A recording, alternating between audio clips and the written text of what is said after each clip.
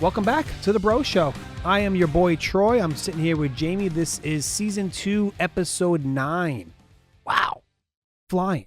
It's flying. And you know who else was flying? Some Acura down Pleasant Valley, where I live in Morganville. A car? Yeah, I had to have been doing like 100 miles an hour. And I'm like, bro. An Acura? Who the fuck drives an Acura? Yeah, I know. I'm sorry. I mean, I guess like Acura. Big ass people do drive Acuras, but like anywhere where kids live and a ball or some kid could run out in the street. Yeah. Like, listen, I'm not a Virgin Mary. I'm not saying. But be aware of your surroundings. People got to go places, but bro, I just lost an employee. Not like she's still alive, but some idiot kid in Homedale. It might even, I don't think it was Homedale Road. Mm-hmm. Bro, he goes into oncoming traffic to pass a car. Yeah. It's a residential. It's 35 miles an hour. Bro, he blasts her head on in my E-Clean Bro van, smacks her head on at like 70 miles an hour. He falls out. They said he was like Hannibal Lecter. Like his nose was flopping off. Like he hit the steering wheel so hard his nose broke. Oh, my God. His face was cut off. But like, I got the Mercedes Sprinter. So he was in some like Hyundai Elantra. Blast the van head on. Every airbag it deploys, bro. The woman's neck has the seatbelt rash. My other buddy Berna had a seatbelt rash. Was that after the car show thing that we did? Wasn't it after that? Yes, that exactly. It's yeah. When they were going to JWoww's house to help out with catering. They left your event to go to her house. That's right. And that kid macked them. And dude, she's had vertigo now. How long ago was that? What month are we in? I think it was in August. Bro, she still can't like walk. Really? Yeah, bro. She's like one of my best fucking employees.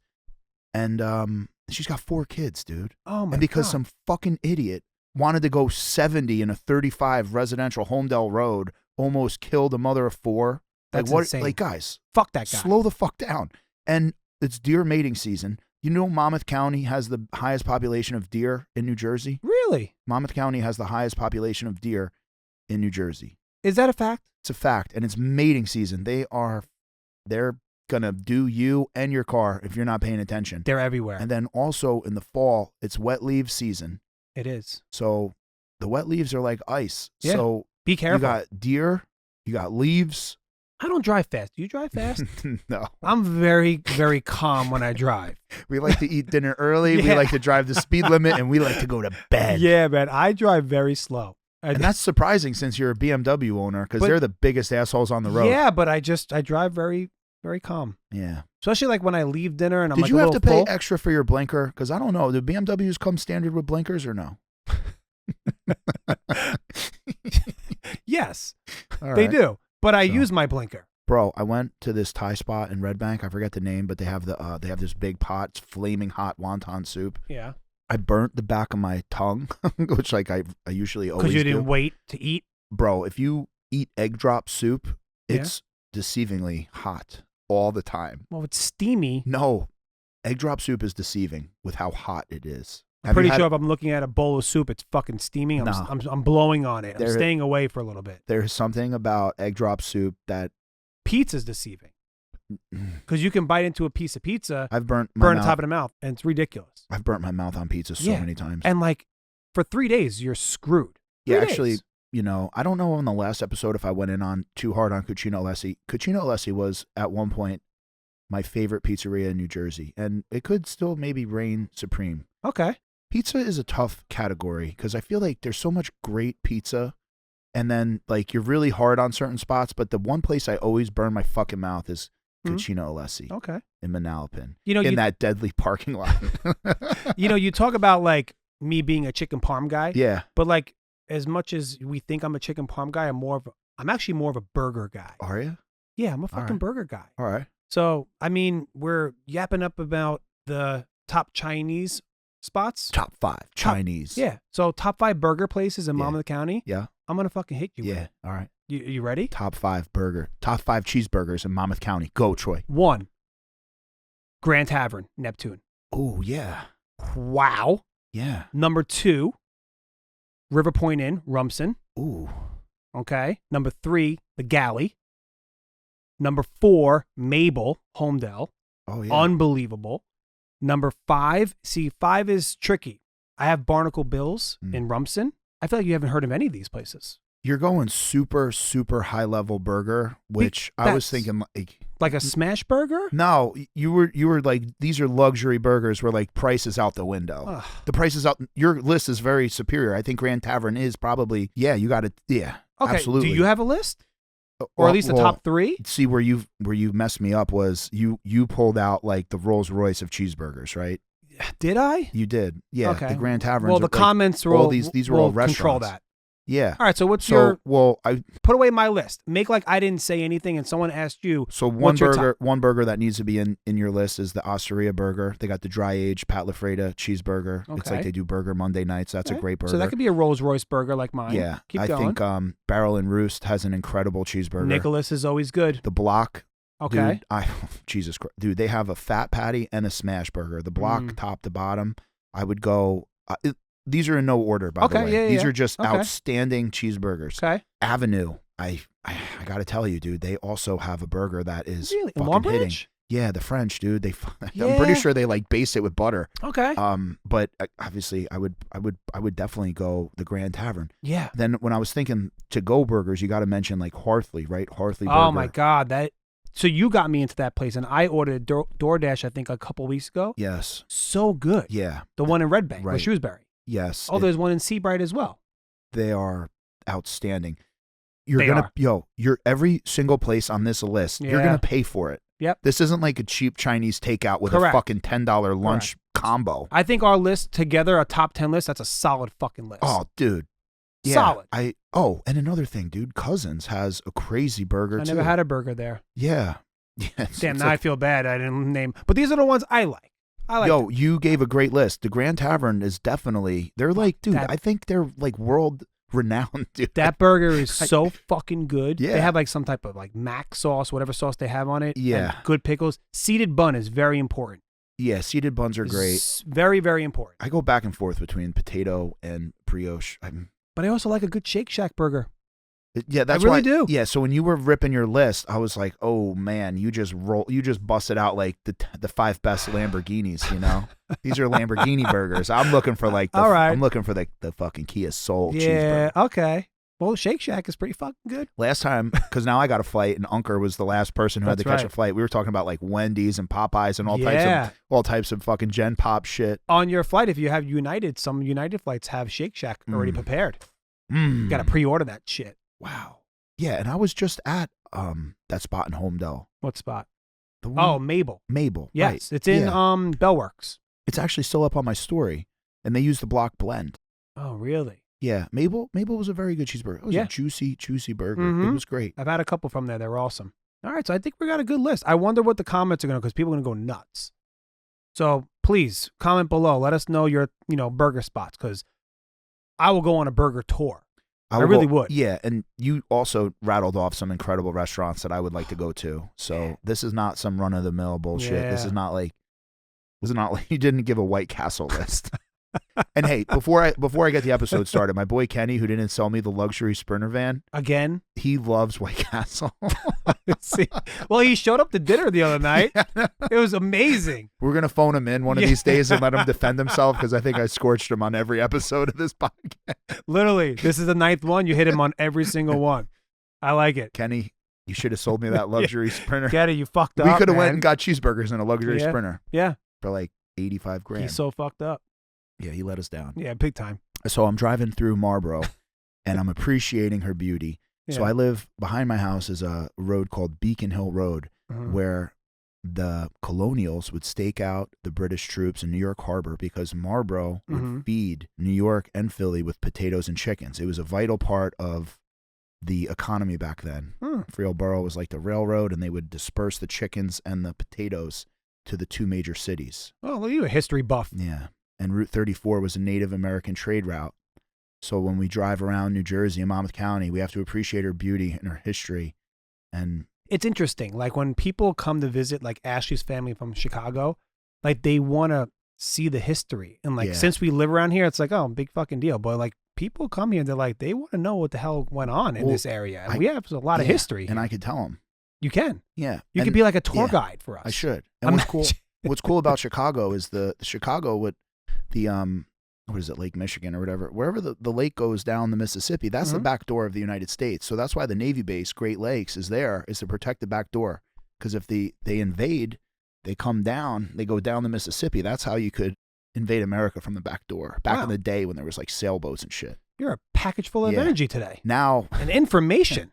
Now we just get cyber attacked and they get me for like 85 grand on a Tuesday. They take all my emails and they even started a fake Instagram.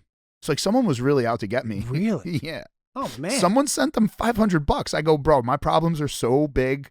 I go, I will never ask anyone for $500. I might ask you for 2 or 3 million, but I will. 500 is not going to do it. 500 is not helping me, not even the slightest bit. Wow. That's all resolved though, right? As of right now? I'm waiting on a reimbursement check. Out of the 85,000, I think 35 was credit card. 2 wires resulted around 50. So there is a 25,000 deductible, which leaves out a 25 balance. The credit card got refunded, so that brought me down to 50,000 exposure. Then it was like 25. One was a deductible for cyber. My deductible for cyber's high because I'm like, well, yeah. But is it like a lot of phone calls that you guys have to make, or you have lawyers and people like that handle that shit? There's a lot of people on the phone, and it's in with the FBI, and this shit's happening like a lot. So, damn. But you have good lawyers that are handling stuff like this. Is any lawyer good except for GGL Wins? That's why I'm segueing into the best lawyer firm in New Jersey. GGL Wins. That's who we have today, right? That's who we have today. Okay, He's I'm a excited. Jersey boy, Edison, born and raised. Wow. Yeah, we met a few times. I don't know if he's ever seen me sober because we always meet at golf outings. But I'm working on becoming better. Okay. I'm still probably gonna. I don't know. Actually, you're probably never safe around me at a golf outing. But we got till next year because I think golf outings are slowing down. Yeah, it's over. Okay. Yes, you got a whole year to plan.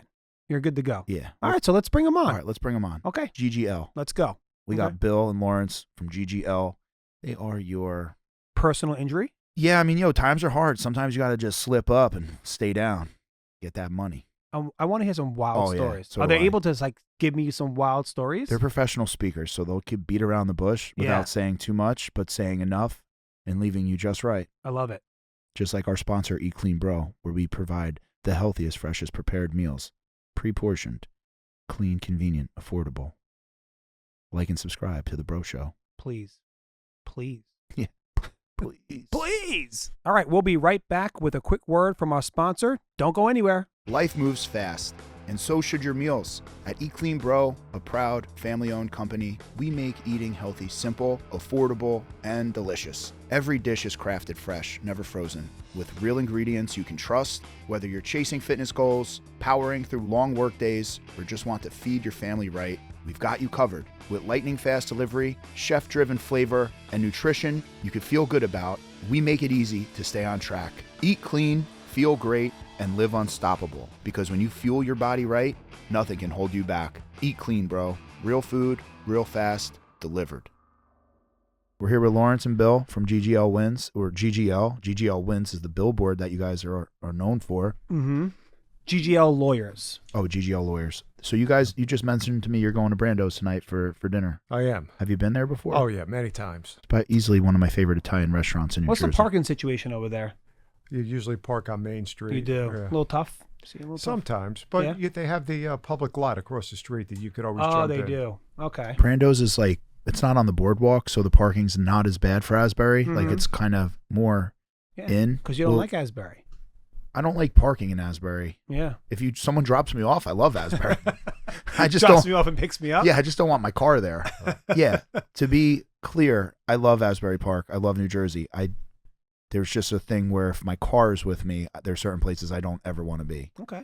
I have my car. I don't even want to be in Belmar if I have my car. I just don't want to be down the shore if I have my car. Yeah, because you have a couple of drinks in you, and then you have to call a lawyer. See that segue? Or somebody calls a lawyer on you. Or I hit someone and they call GGL. That's it. Exactly. Then I'm going away for life. Yeah. So Lawrence, tell me, GGL, right? What is it? What do you guys do? Go for it. GGL is Garces, Gravel, and LeBrocq. We're an injury law firm, so we do workers' comp, personal injury. And personal injury is anything where somebody gets hurt by the fault of somebody else. whether it's a slip and fall, auto accident, a products liability case, medical mal, anything where you're injured and somebody else is at fault. And then a workers' comp injury is just simply you're injured on the job. Wow. If I'm injured by the state of New Jersey, can you guys help me or no? We can. Yeah, like delays and permits and things like that. No, we can't help you there. That's not a personal injury. That's not a personal injury. Anywhere where there's accountability for New Jersey, they are immune to any sort of. Like if a mailman hit you with his little mail truck, that's a yeah. problem, right? We can help you there. We can help you there. All right. Okay. That's awesome. Can we ask you guys crazy stories about injuries, or is it against the law? No, we can talk about injuries, but we can't talk about the people that Correct. were injured, but we Yeah. can give you some descriptions. You can't name names. Well, of course. Yeah. I mean, there's some horrific ones if you want to hear horrific Yeah, I wanna hear injuries. horrific. Yeah. Horrific, please. Yes. I think one of the worst injuries I've actually Well, don't make me sad. represented- We were trying Yeah, to oh, yeah, laugh. no, this is going to be sad. Oh, then don't. Come on. Then man. why do you don't ask the I question just came from if you don't awake. want to know the I just answer? came from awake. I wanted to like laugh. I wanted like maybe someone. All right. So how about a I mean, funny Like, one? let's think of funny. How Let's about think a of funny funny. one. I'm sorry, Lauren. I didn't mean to shut you down on that one. No, that's all right. Because sometimes people really do get hurt, and they do need most of the time people get hurt. They really need help. They're fucking old. They broke their hip. They can't walk. Like, their lives get ruined. I had a spinal injury in the Navy, so like I live with this disability. It's debilitating. It sucks. So like I live with injuries, and I know people get hurt. I have employees that got hurt, and it's I wanted like a funny one, maybe. Someone got something stuck in their butt or something. Like I don't know. Like Well, come on. I mean, on that point, not to that point. Enters Bill. Yeah. This will be a pointy point. It's not uncommon that when we're investigating a crash, particularly among truckers, truckers are fine, nothing wrong with truckers, but sometimes they may take some substances to stay awake. Oh, okay. That's not uncommon, and it's not uncommon that they enjoy watching adult material on their phones while they drive. Oh God. That's a not uncommon While they drive? While they drive. Oh. as a result, Multitasking. something terrible happens. Oh no. So, yeah, So how do I you mean, know that's what was going on when they were driving? their phone. How you just go back to it and Yeah, Yeah. it's, yeah, So 8:30, 8:31, you were on this website and like that's it, right? They could pull your records and just say like what you were doing at that time on your phone. I mean, I've seen cases where, they are also injured, and you go to into the cab of the police records show. I mean, there's even the dash or the cam on the cop shows the phone, and it's got Wow. Some stuff porn on going it. on. Right. Yeah. Oh, wow. So And it's not only porn. It could be watching a movie. They're not paying attention. Yeah, but porn's funnier. Oh, porn's yeah. Porn's a little bit I more was just saying, entertaining. yeah, if you Yeah, want yeah. some You got it. salacious material Yeah. from the PI world, that's There you yeah. go. Truck Wow. driver Yeah. hits somebody who's Yeah. also watching the porn video. Cop rolls up, also watching a porn video. It's just this weird circle. And they've all been doing math. I mean, that's the So wait, you guys are national, right? You in guys, some ways. okay. Yeah. Sorry. Yeah. Yeah. I didn't feel like meth was a New Jersey drug. Just not trying to say like we're better than the rest of the country. Yeah, but that was that was interesting. all. Well, I thought he said meth and truck drivers. I'm thinking middle America because Oh. You're thinking Oklahoma and Yeah. and Yeah. I'm not Arkansas. thinking Brando's one of the best steakhouses Yeah. in New Jersey, right? So what are you looking forward to on that menu? I actually like the Italian pork chop with the Yeah. red hots. Oh, yeah. That's always nice. I enjoy that there. They have great seafood, great steak. You can't go wrong at Brando's. Italian food, and being mom's Italian, I grew up in an Italian family. I appreciate good Italian food. Yeah, it is good. Do you ever get the beggar's purse? That's No. like my favorite appetizer What is that? there. It's like an Italian fried wonton. Again, with the Chinese food. It's the best of Brings both them back worlds. to Chinese food. It's spectacular, man. They have this like Calabrian aioli on there. It's like I love it. It's like there's like this balsamic, this Calabrian aioli. It's very delicious. If my memory serves me right. And then Jamie's getting hungry. they have like He is. their vodka sauce, man. It's standout. So you get like the rigatoni vodka sauce over there for like a Mhm. pasta course. Yep. But you can't go wrong. But the pork chop's spectacular. Okay. I think Are you like, going there to like celebrate a big win? No, actually going there with a couple vendors. That's what I'm going there. Oh, nice. Just shake hands, kiss babies, That's good. Okay. stay top of mind. I like that. So, like, a quick question. When someone gets injured or they injure someone, right? What's like a one common mistake that's you don't want someone to do? Like, what's a common mistake? Well, they should always call us first. But a common mistake is they try to negotiate the settlement with an insurance company themselves, and that's just horrific. Today I witnessed client settle 3 cases, her case, her boyfriend's case, and her child's case for under $5,000. I mean, it's like the old joke, even a good-looking model doesn't get out of bed for $5,000. Why are you settling a personal injury case for less than $5,000?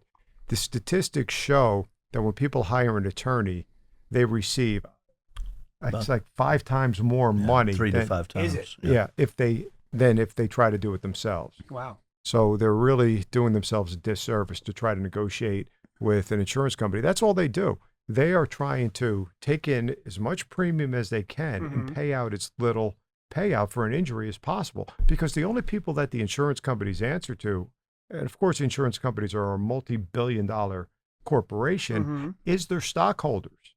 Now they're paying their CEOs millions upon millions of dollars. How do you think they come up with that money? From not paying injured people, taking in premiums and not paying out a fair value. Wow.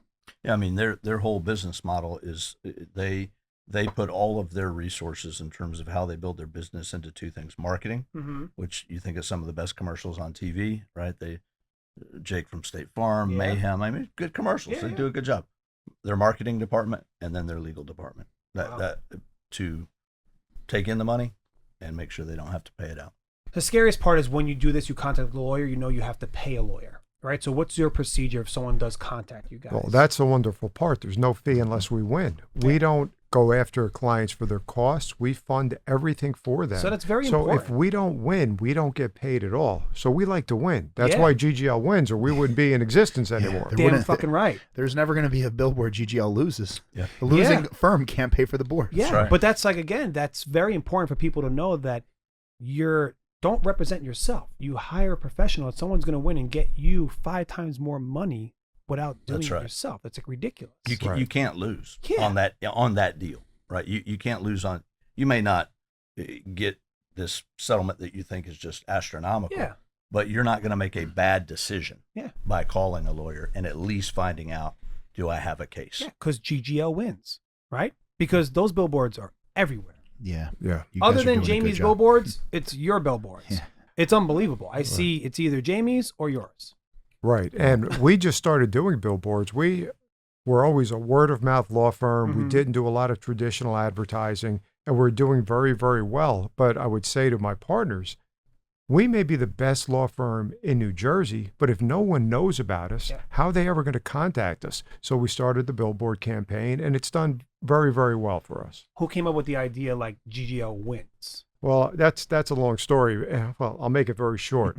I was at an NTL conference, which is the National Trial Lawyers, and I was talking to a gentleman named Mike Morse, who owns a very large law firm out in Detroit, Michigan. And his thing is Mike wins. So I sat down with Mike. He was having a drink. I was probably drinking an espresso because I live on caffeine.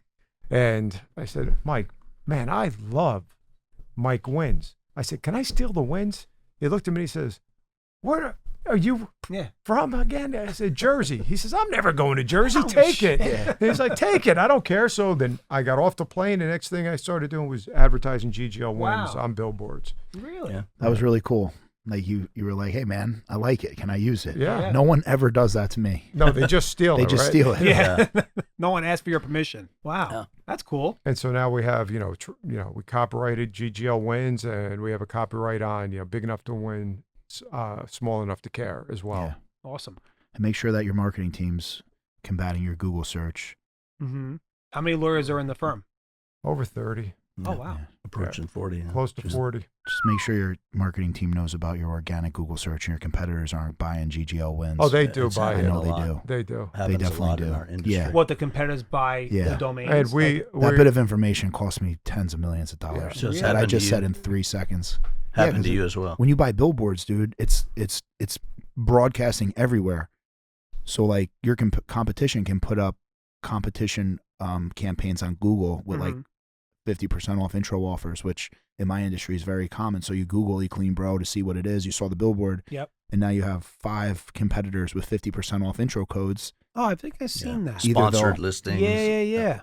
Right. Wow. But GGL can buy GGL for the cheapest on Google, but also AI is coming. So the AI, Google is about to get eradicated, so it's not even going to matter in a few months. But what's like the biggest settlement you guys ever closed? yeah, dude. Like dollar amount. Can we say that? Well, I can't talk about the biggest ones because they're usually under a NDA, a non-disclosure agreement. All But right. several million. Okay. Yeah. That's pretty cool. I'm assuming somebody got hurt in Disney World. Can't even talk about if your kid got eaten by an alligator in Disney World. or by postal. Well, the hardest part is that you may have severe injuries, but you don't have insurance. And then you'll have insurance, but you won't have the injuries. So to find the deep pocket and the injuries is a tough combination because that's what you need. Because if you think about it, the average person in New Jersey may have a 25/50 policy, meaning $25,000. So if you sue them, that's all you can get to 25, or you get a judgment against an individual that they'll file for bankruptcy for $1,500 and they erase the judgment. So you need the deep pockets. It's when you have a corporation, you have a billionaire on the other side. You know, when you have a very deep pocket, it's nice. I've had cases against some very large corporations and some They just write checks. billionaires where they write the checks because the injuries are there. They're not ever going to write you a check unless the injuries are significant. Mm-hmm. How? Wow. So one of the most notorious cases ever was the woman who got scalded by the hot coffee from McDonald's. Right. Yeah. How do you guys feel about that case? Well, here's the reason what people don't really understand in that case is they made it so hot because they were using the cheapest beans possible. So they tasted terrible. So they would make it so hot that you couldn't taste how bad their coffee was. Oh, really? Yes. And but what there are standards for how hot you can make something. They were over the standard so that they would create horrific burns. If they would have kept it at the right temperature, there wouldn't even have been a lawsuit. Mm-hmm. But they were making it so damn hot that they were liable. And something, it's a great question. I love the movie. I think everybody ought to watch it. It's called Hot Coffee. It's something that I've had, when we add team members to the team. Hey, have you watched this movie? Go watch this movie. The reason is because people hear this phrase that's thrown out, by the way, originates from insurance companies, frivolous lawsuits. You've heard that, right? Yeah, it's a frivolous lawsuit. Well, that term was used a lot about that movie.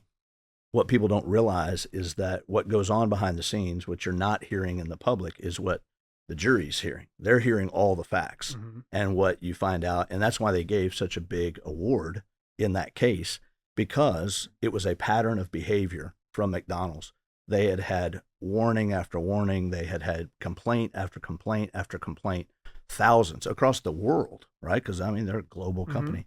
Of this coffee is burning people, and they never did anything. And finally, in this case, a brave lawyer and a brave older lady said, we're not going to let them do this, and they stopped it. In business, I've made mistakes, right? Everyone does. And I feel like the key word here in that lawsuit was negligence. And I feel like if a judge feels you're being negligent, that's when they'll powder you. If you're negligent, I feel like that's when the judge really will drop the hammer. Yep. Especially a company like McDonald's, who was negligent multiple times, and someone did actually get very hurt. Yeah. But that, like in most cases, right? Negligence is probably the hammer. When the hammer comes out, usually, like, in my opinion, I'm not an attorney. No, you can't sue unless there's negligence, and negligence is defined as a breach of duty. So that's what negligence is. So somebody has to breach a duty of care in order for you to file a lawsuit. Wow.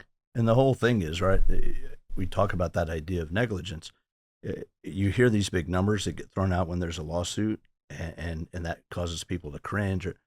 Look, a jury of people just like us, everyday normal people from New Jersey or from that was in Oklahoma, they heard all the facts, they saw the data, they said, wow, that was really bad behavior by McDonald's, and that's why you hear numbers like that.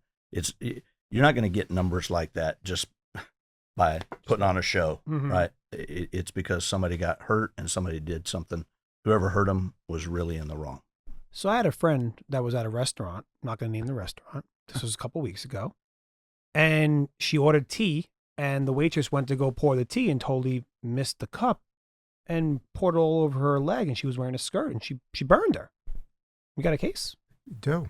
Shit. That would be a case of negligence, a duty of care to make sure you don't drop the scalding water on a woman's legs. So she breached that duty. Yes, there's a lawsuit there.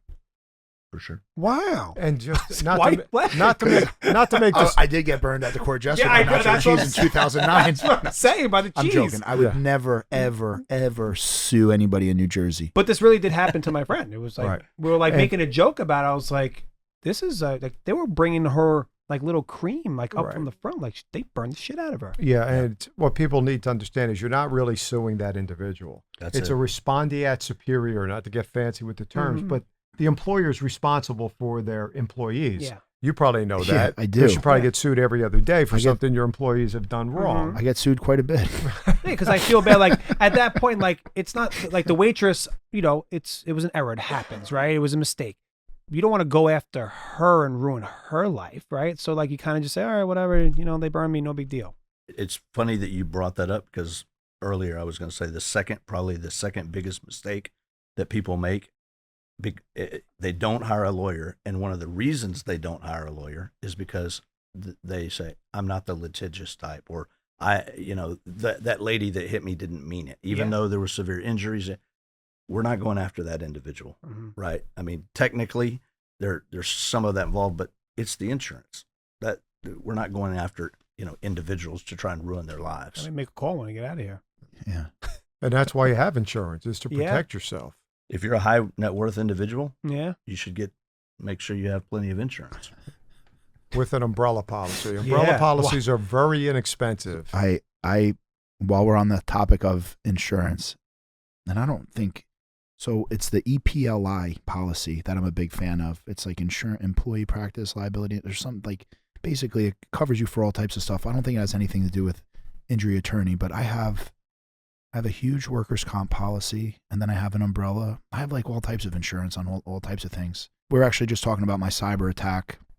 My deductible was very high because I figured if I ever get attacked, they're going to rob me good. I'm an online business, so I put my deductible higher. $25,000 deductible. That's really not that high. No? For No. cyber? No, Really? really. Wow. Oh, see, you're good. I was hoping I wouldn't get cyber attacked, and I figured 25,000 wouldn't be that bad, But that comes with stress, right? So like you guys deal with a lot of stressful people that are nervous. Like how do you handle and maintain everyone's energy through like these? They're all crisis, right? That they're Right. situations that everyone is upset. They're mad. Like how do you guys get through your day to day dealing with client after client with all these issues going on in their lives? Well, you really have to remember that it's the biggest thing in their life.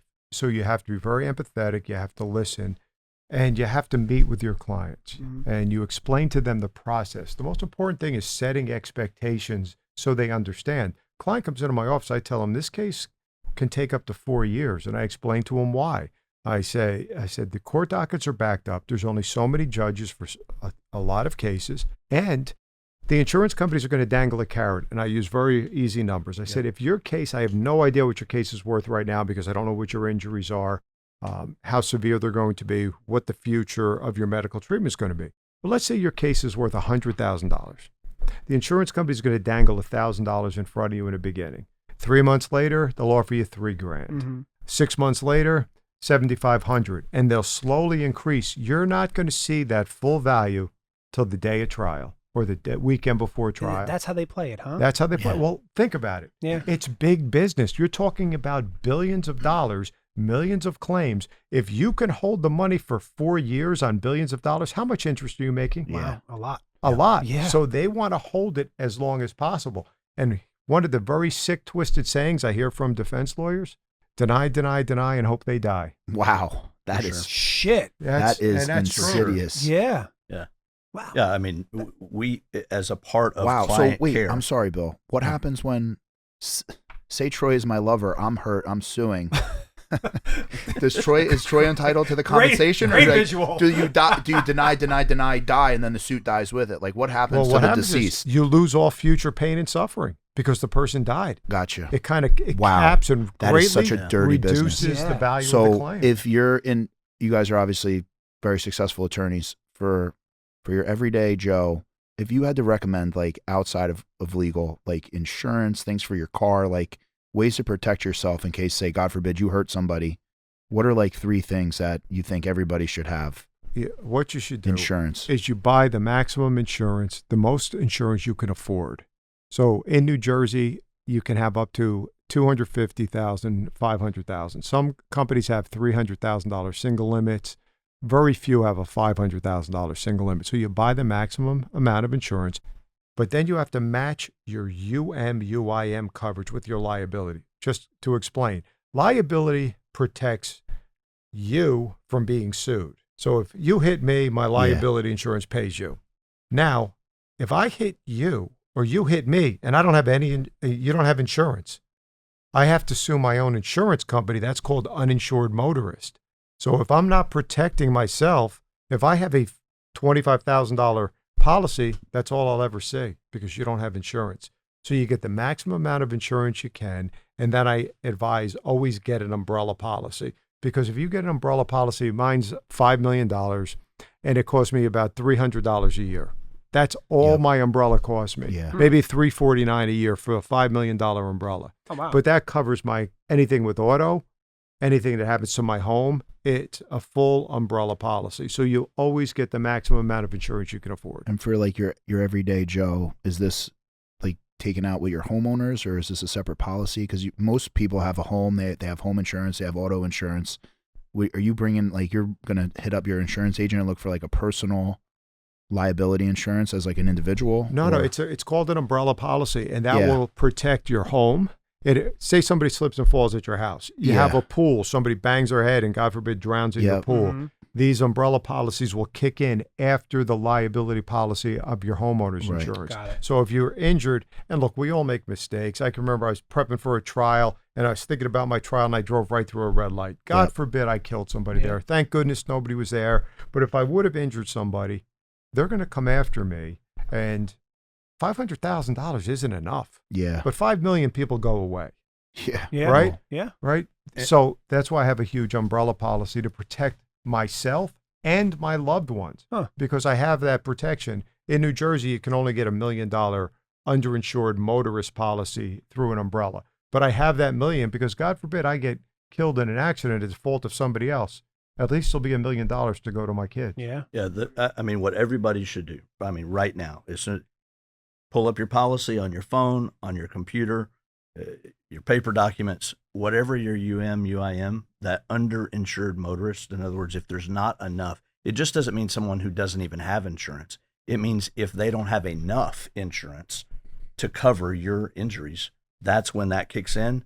That's the best thing you can do for yourself to make sure that you are taken care of if something bad happens. That's important. Everybody can do that, and it's pennies. And it protects you and your family. Yeah. It's That's super your household important. members. And like he said, the umbrella is super cheap. You can pick up tons of it for cheap Yeah. to cover. Yeah. He You said could do it $5 right. million You could do it on for your like phone. $345. I mean, that's Right, but the catch is you have to maximize your insurance on your car before you can get an umbrella. Got it. So you can't buy a $25,000 policy. You have to buy, and it could be 300, it could be 250, 500, 300,000 single limit.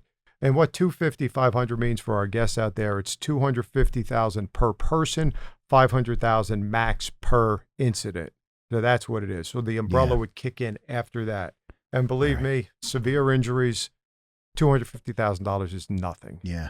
Nothing. So what I'm going to do after the show is I'm going to call Kayla. Yeah. Because we have NJ manufacturers, Mhm. right? And I'm going to up my auto. Yeah. I'm going to up my home. And then I'm going to get a monster umbrella. Damn right. $5 million. Yeah. On the way to the airport, you can do it. Make a phone call. That was great advice. You know what? I think Gotta do if anything with this episode, Yeah. although these guys are injury attorneys, everyone should pull out as much on that umbrella because, like he said, get like $5 million umbrella for like $350. Give or take a few bucks. Yeah. Well, the EPLI insurance that I told you about that I'm a big fan of, Mhm. dude, for eClean Bro, I think it's maybe $10,000 a year or something, which in the scheme of the size of the business, Yeah. what it covered me for, and you use it one time, you're like, Pays for this itself. one time covered me for 10 years. Yeah. I mean, What's the longest case? Like time frame? 7 years. 7 years. 7 years. ooh, Wow. Yeah. That's a long time. Yeah, you have some long cases. The tougher the litigation, so the longer it takes, Mhm. because you have to take a tremendous amount of deposition. Some of these larger cases I've had, you're taking 50 to 100 depositions at 2 to 5 hours each. It's a lot of time, a lot of discovery. and it's not easy. I mean, we had a case against a automobile manufacturer. I can't really go into the facts, but I had to hire the expert of another automobile manufacturer that was a competitor to be our expert, and traveling back and forth to California. And Oh, wow. it went on for a very, very long time because it was a products case. Something failed, caused a huge collision, and our guy had severe injuries, cervical fusion, lumbar fusion, and you're going against a manufacturer, an auto manufacturer. Yeah. They are a multi-billion-dollar company. They're lawyered up. They're all lawyered up. And I mean, you were mentioning it earlier about what are some of the things that people need to know. They are going, as Lawrence said, deny, deny, deny. They are trying to fatigue you. That's a part of the strategy. One of the reasons is because the longer they go, the more likely you are to not endure it, right? To just say fine. And just right? settle. They want to give you, for you to give up. The other thing is we're only paid, right? We're contingency fee based, as we talked about. If we don't win your case, we don't get paid. They're getting paid by the hour. Those attorneys on the other side, so they're papering you. We call it papering the file. They're just working you, because they're getting paid to do it, right? And what they're trying to do is wear you down so that you'll give up and say, I'm out, and accept a lower number than what you should. Can That's you the tell strategy. us, like, the most ridiculous thing someone has ever sued for or been sued for? Well, we don't take those cases, You so we don't really know, and we don't represent the defendant, so I don't know what people are suing for. But if it's not a viable case, we'd say we're not doing that. You don't want to do that. No, we have real injuries. Yeah, If it seems somebody's like- not Well, what's like injured- one that someone Well, actually came to you guys and tried to get you to like do, and you're like, we Well, don't want to do he's that. probably past that point in his career. No, I've he's not seen- fielding We probably calls. don't even hear that. I've Yeah. seen people come in and they'll say, I went to the manicurist and I got a nail infection. I mean, there's some ridiculous like just things, making a but phone call. that's how ridiculous some of the cases Got it. can be. But no lawyer worth their salt would ever take such a case. Got It doesn't make sense. I've had them. I've seen some of those come after me. It's whatever. Did anyone ever call Yeah. GGL Well- wins against Jamie? Hey, whoa, please, don't bring that on to me. I'm not. It's not But gonna it seems happen. like basically what I'm reading here is like GGL wins, but GGL also is like, look, if we're going to put time and resources into you have to have a legitimate case, or we're not even going to entertain it. Like, Yeah. you can't just make some fake call and try to sue somebody. because they're putting their So, time and effort into this. It They seems want to like win. the catalyst here is the insurance. Like, who are we going up against? Do they have insurance to pay? Yeah. And like, that's probably how they decide if it's worth their time or not. But yeah, nobody, because I had a case one time really bad. This kid had we get sued a lot. Me and my friends are all business owners. We talk, and like, there are serial suers that go around, and there is an attorney, not GGL wins, but there are attorneys out there that will take any case. And they're like, oh, well, it's up against E-Clean Bro. Like, let's see what we can get. I had a kid, car spun out in a snowbank. My van following it, there was $200 worth of damage on my Mercedes van. To give you the severity of this accident, $200 on a Mercedes, a joke of an accident, right? So the kid's car was totaled. I felt bad. I was like, yeah, you know what? Listen, buddy, we're gonna, your car's totaled. It's your lucky day. Here's $5,000 for the down payment for a new car. We thought it was over. We signed papers, whatever. The fleet manager at the time, I guess we've represented ourselves like dummies. And then a few months later, I get sued for this kid's pain and suffering and all this other stuff. And like you said, we drag it out because we're like, dude, this guy's lying. He's got a history of frivolous lawsuits. Actually, I use that term quite a bit too. That was nice. I've been a part of plenty of frivolous lawsuits. And we end up dragging it out. The kid ends up winning. I think he got awarded because there's also the in the court, there's the hell is the position called where it's between the judge and, so you don't go to the judge. There's like a mediator or arbitrator. Correct. Arbitrator. He saw through it and he's like, look, we'll get you $5,000. And then I was like, fine, but I need a payment plan for 10 years. And I only did it for the attorney because I thought she was such a piece of shit. I go, I'm going to make this bitch wait 10 years because she was probably going to get $3,000 out of that 5 or something. So I wanted her to wait as long as humanly possible to get that, to make her think and revisit like, hey, before I take one of these cases, I want to know, like, is this worth my time or not? Because, dude, you have to go through extensive schooling and you rack up quite a bunch of student loan debt to get this position. Yeah. So that was, and also like the private investigators and all this stuff, man, it's an interesting, there's some interesting stuff, but I do feel bad because, when people really truly do get hurt, it's really sad. Like I was saying, were we here with the head-on collision driving fast? Which Asman, one of my best, sweetest workers, man. It was at my my event that they were leaving from the car show. A couple months ago. Yeah. She's leaving his event. She's going to her friend Jay Wow's house, and this kid pulls out. He's coming in. Actually, dude, I would actually recommend you guys for this case because I hope this guy gets the shit suit out of him because he was doing 70 in the back road in Homedale, like 35 mile an hour residential road. It was like a residential highway, but like kids are trick or treating. It's a neighborhood, dude. Mm-hmm. Like, bro, he gets popped. His face is like blown off. All the airbags. Like I heard his nose, his face was like, whatever. He hurt himself. I felt bad he got hurt, but she's had vertigo for like 4 months. 4 kids, can't get out of bed, can't get back to work. Yeah.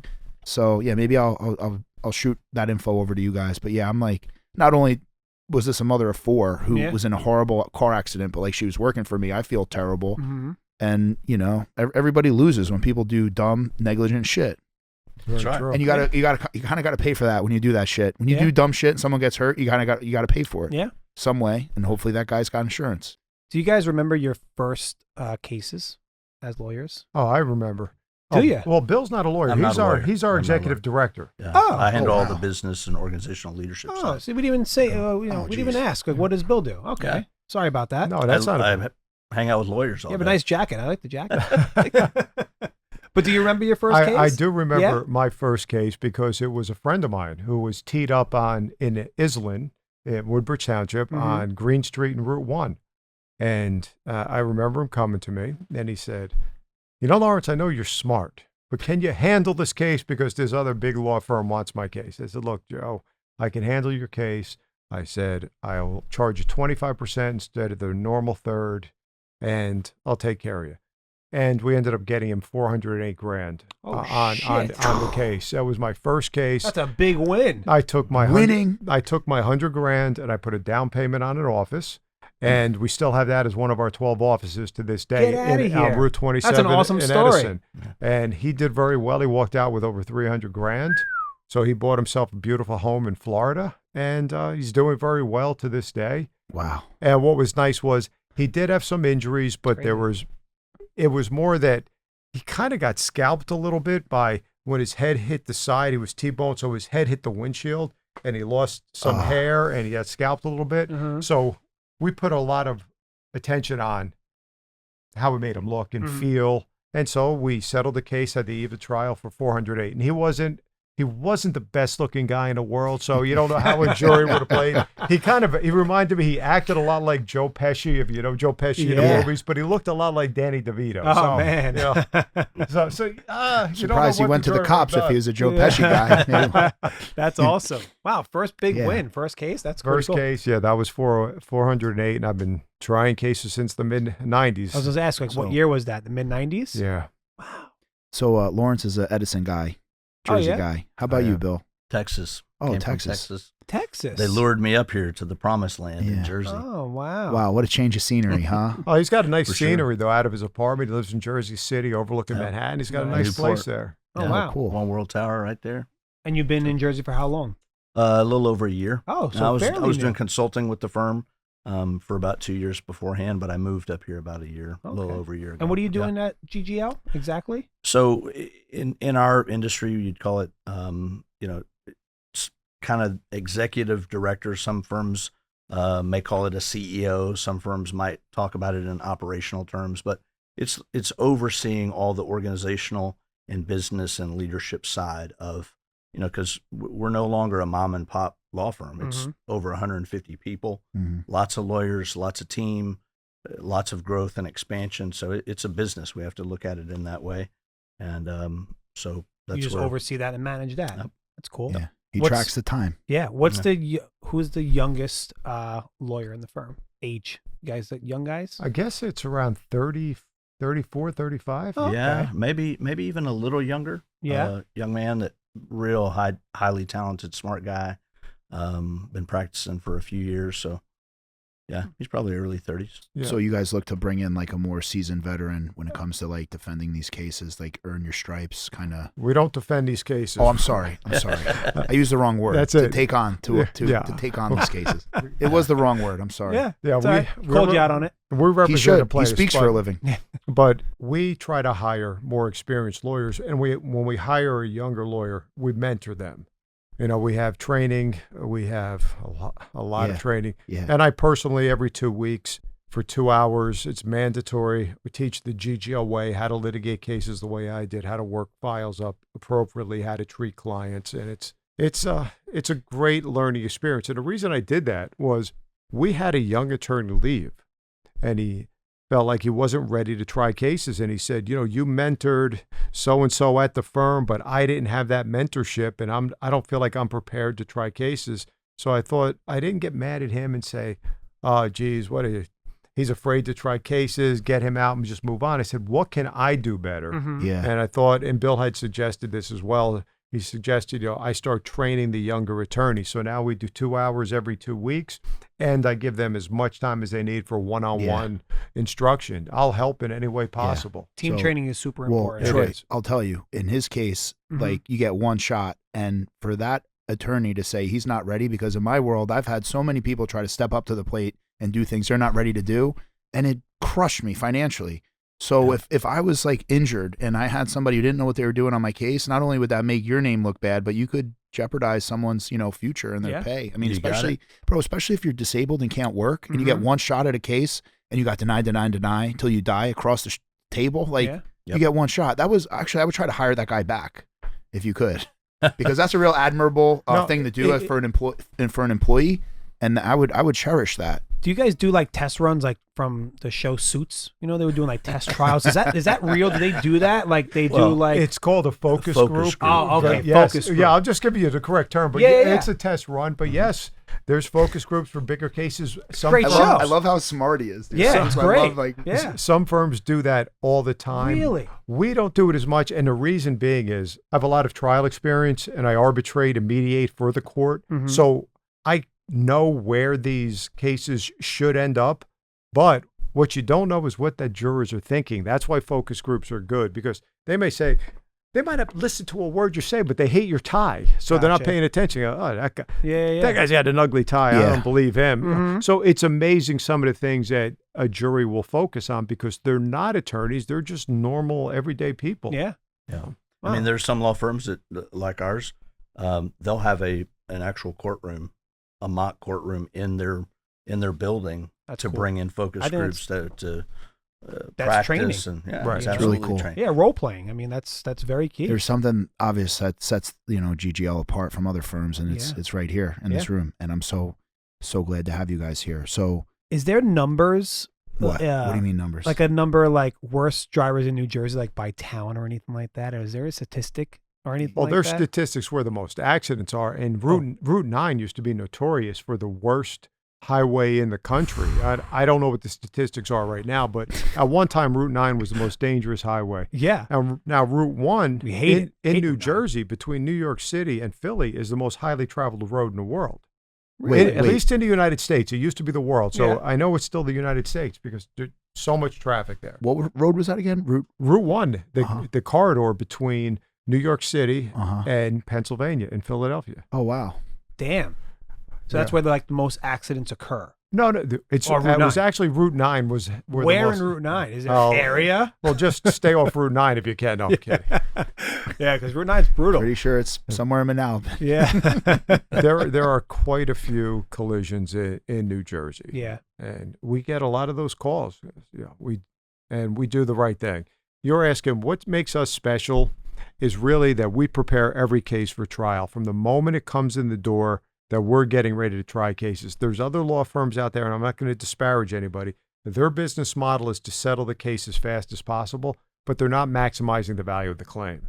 We're maximizing the value of the claim at our firm, and even everyone knows at our firm, if you undersettle a case as an attorney, you're fired on the spot. Yeah. There's no second chance. Yeah, Yeah. good. We don't undersettle cases. I'll never undersettle a case. GGL won't undersettle a case because it does a disservice to the client.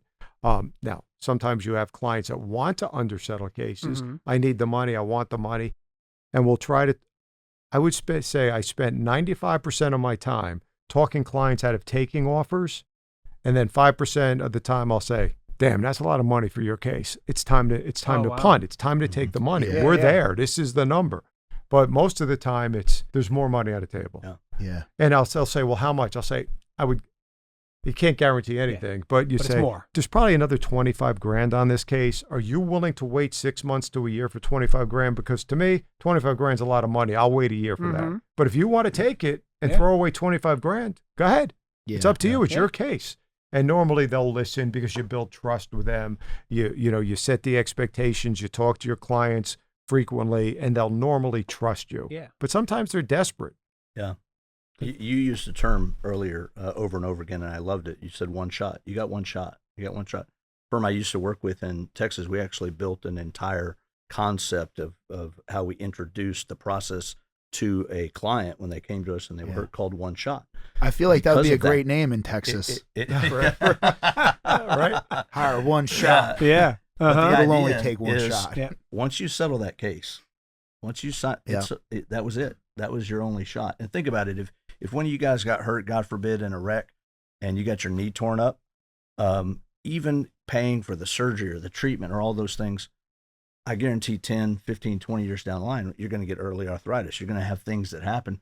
We think about those things. Mhm. We take that into account when we're valuing. And by the way, this guy, Lawrence, puts value on, he is overseeing value on the cases. So no attorney in our firm can just arbitrarily set what they think the value should be. You've got one of the most experienced trial attorneys in New Jersey that's looking at every single case to say, what is that worth? So there's all these things that we do because you only get one shot. It's pretty Yeah. cool. Yeah, it is cool. All right. You don't think about all this that goes on in the background.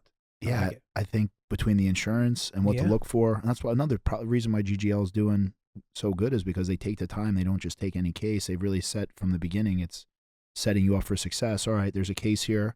Go balls to the wall. Yeah. Not just like spreading all your chips across the table. Like, nope, we're going to double down on this one. Yeah. This But one and has they're a good- guiding their clients, which is very important, right? In all our businesses is they're coming to you guys for professional help. So be the professional and ask for guidance, and you guys really do it. It's awesome. The other thing we do is we tell them who the better doctors are.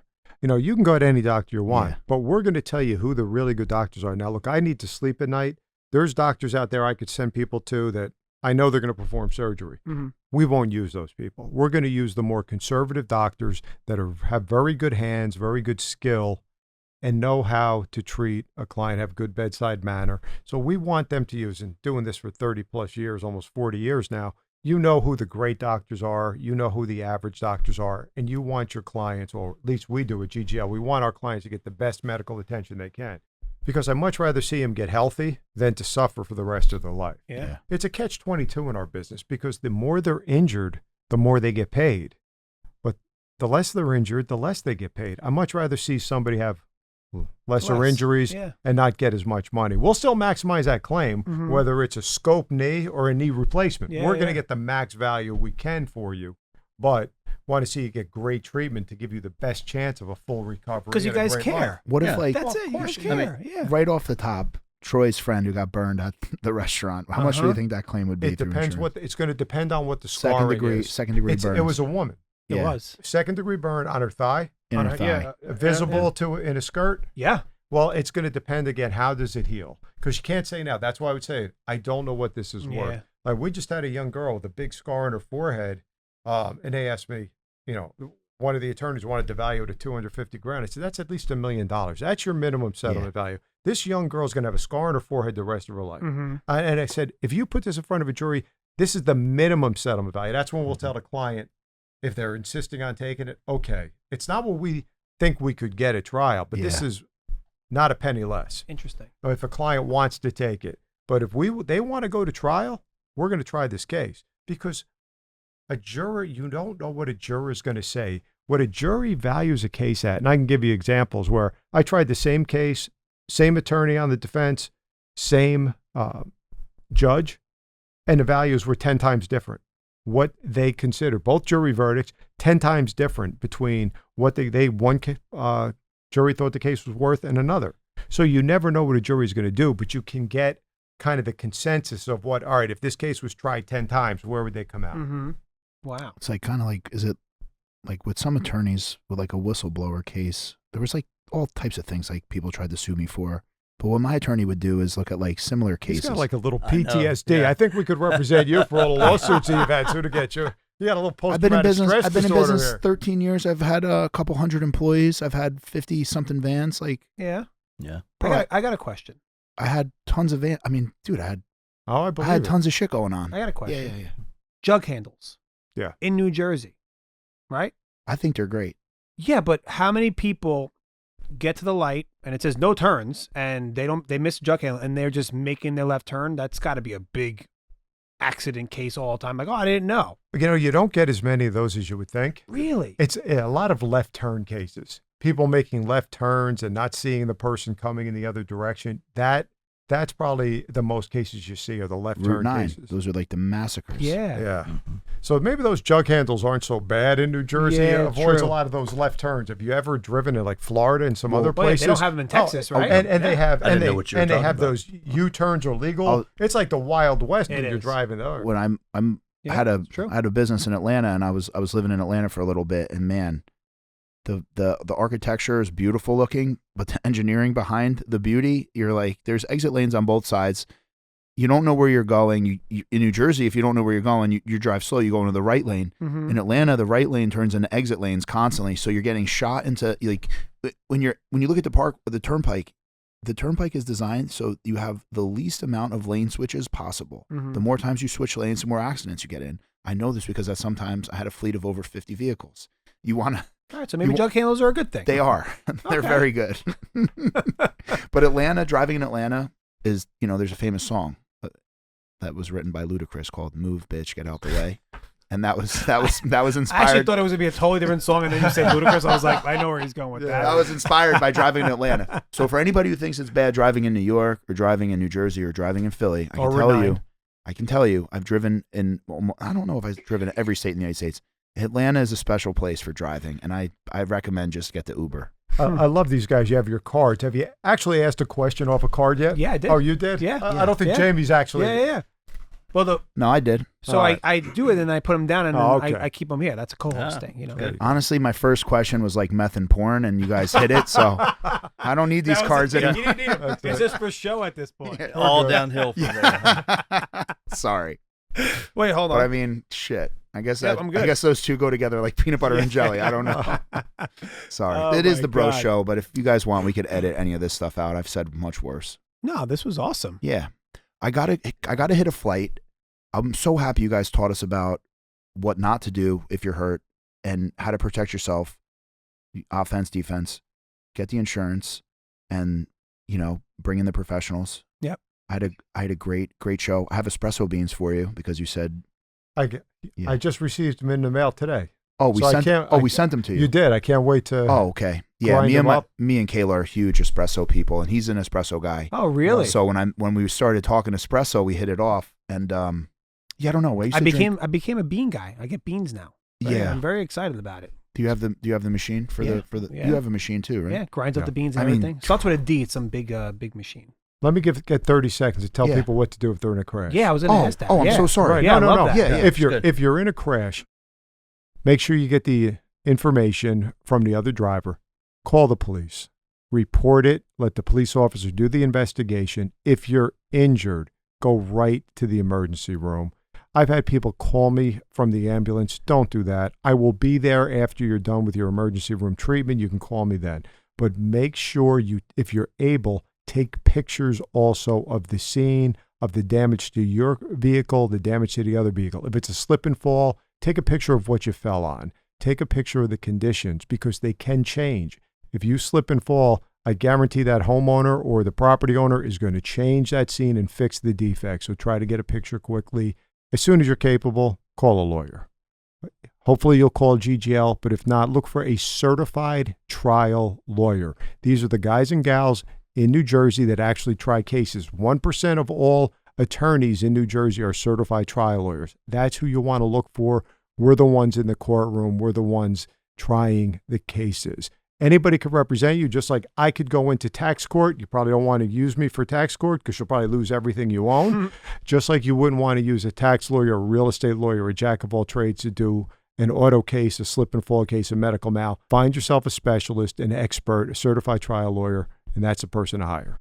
Damn, that's the way you end the show. That's how you end the show. But that's great information. That was awesome. Thank you.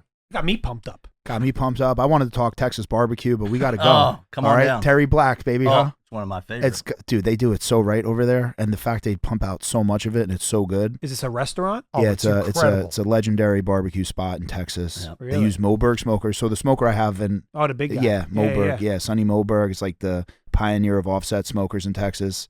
Yeah. It's got that German influence, man. Texas barbecue, the reason why it's so great, it's all just like salt, pepper, some garlic, but it's very simple. It's not like all that. Want to know what these crazy bastards do down in Texas? Oh, I know. Texas A&M's got a goddamn game against the Texas Longhorns. Bevo, that big Longhorn, that is their mascot. So at Texas A&M, they were barbecuing Bevos, full steers, Longhorns still attached on huge spits. Yep. I looked at him. I said, I've got pictures how of much it. does a friggin' steer cost? He's like, $3-4 grand. Yep. Like, they're barbecuing a full steer That's cool. on a spit.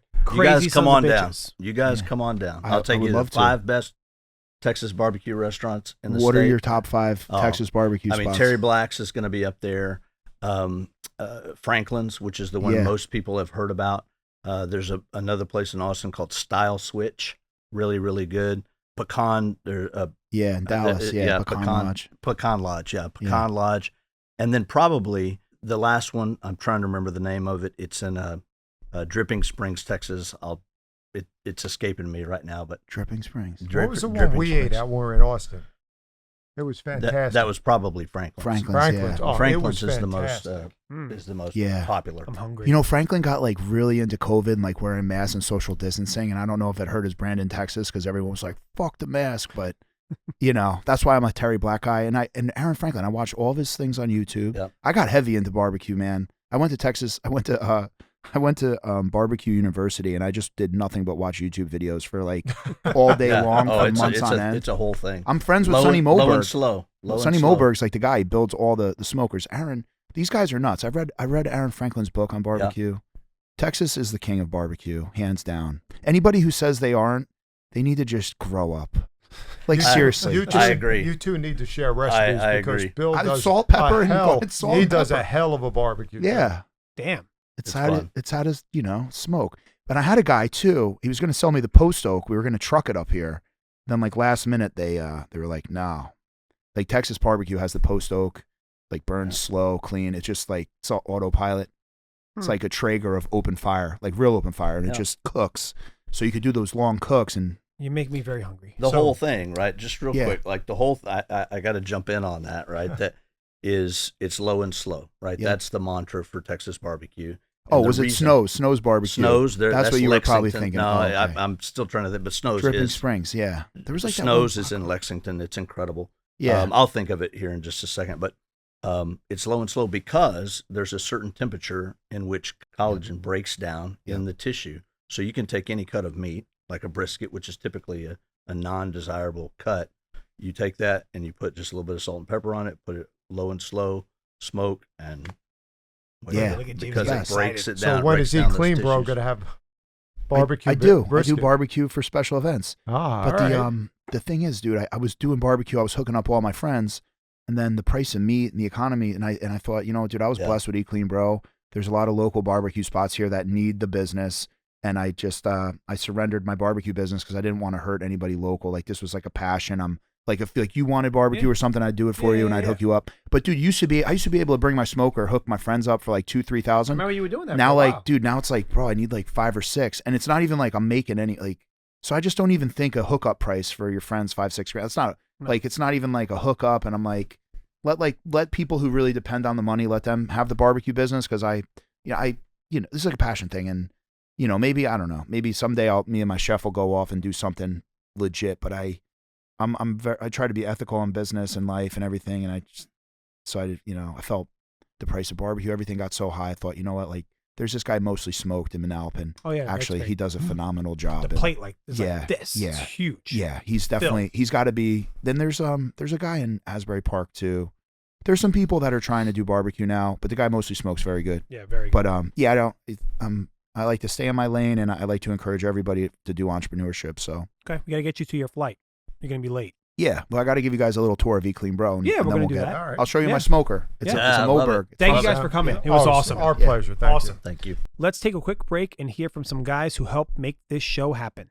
Life moves fast, and so should your meals. At Eat Clean Bro, a proud family-owned company, we make eating healthy simple, affordable, and delicious. Every dish is crafted fresh, never frozen, with real ingredients you can trust. Whether you're chasing fitness goals, powering through long work days, or just want to feed your family right, we've got you covered. With lightning-fast delivery, chef-driven flavor, and nutrition you can feel good about, we make it easy to stay on track. Eat clean, feel great, and live unstoppable. Because when you fuel your body right, nothing can hold you back. Eat clean, bro. Real food, real fast, delivered.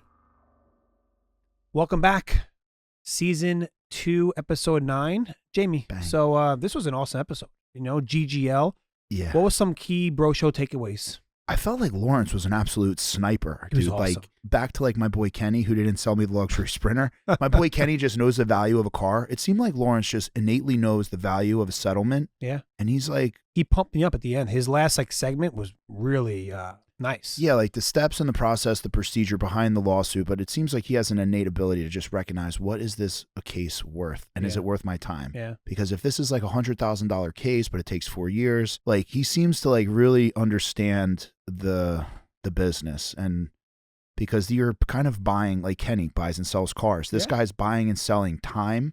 Like an attorney always buys and sells time. Mm-hmm. So it's like, I'm deploying these human capital behind this case.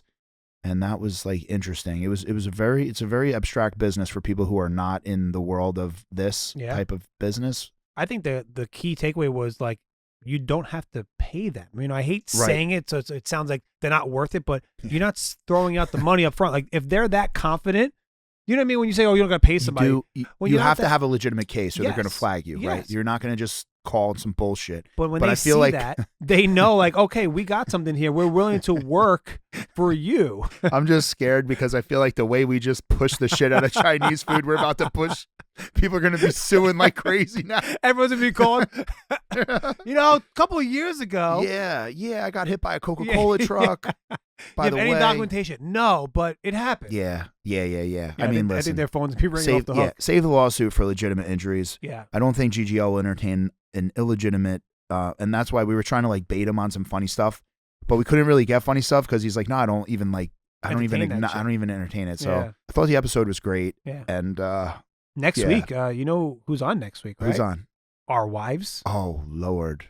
Yeah. Well, we're not going to be talking about meth and porn on that episode. No, we won't. We'll pass. But I don't know what the fuck we're going to talk about. I'm nervous. Are you nervous? Kayla's scary. Ashley is scary. I don't know. I think Kayla's more scary. They're both kind of scary. I'm nervous as shit about that episode. Maybe we'll just give them the episode and they can bring their friends on and talk. We'll go eat somewhere. Nice and early. Yeah. All right, let's go. I want to give those guys a tour of Eat Clean Bro. And All right, I let's do this. got a local Texas guy. Well, not a local guy, but a Texas guy. I got to show him my smoker. Okay. My Moberg double 500 gallon Okay, well- trailer. Thanks for watching, everybody. Peace. Like and subscribe.